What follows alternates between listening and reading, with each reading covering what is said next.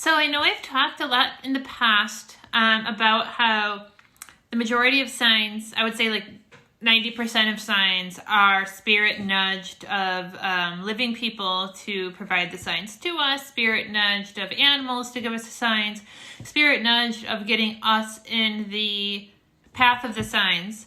And like, it's much more rare for signs to physically manifest into the physical realm, meaning an object to actually materialize into the living.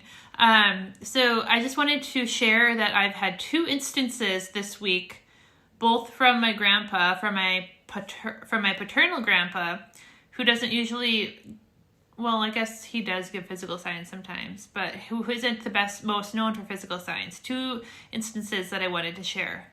And it's so interesting because I don't know how they make this happen. So the other morning, I was leaving to drop my kids off at school, and my dog was sitting in front of the stove, and I just felt this urge to take his photo because he looked really cute. I'll post the photo in our next slide, but he's looked really cute, so I took his photo.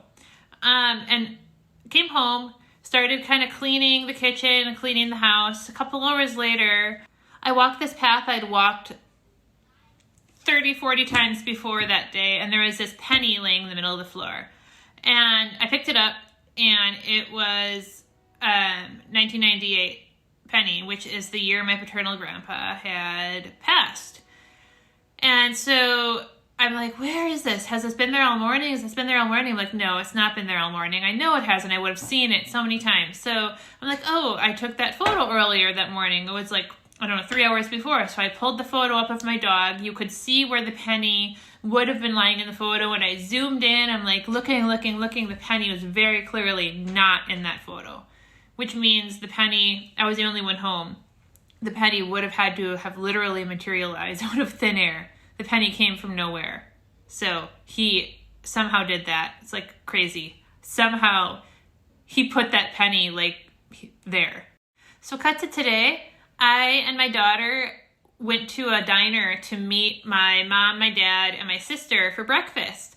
And my daughter and I arrived at the table. They were already sitting down, and we were about to sit down, and I'm standing like next to the table about like half a foot away, and this quarter falls from the sky. I kid you not, it fell from the sky. It was like here. It like fell. I could see it in the air. And I said, that just came out of nowhere. What the heck? That came out of nowhere. It couldn't have fallen out of I don't even have pockets in my pants. I'm wearing a hooded sweatshirt. It was too high. It like came from nowhere.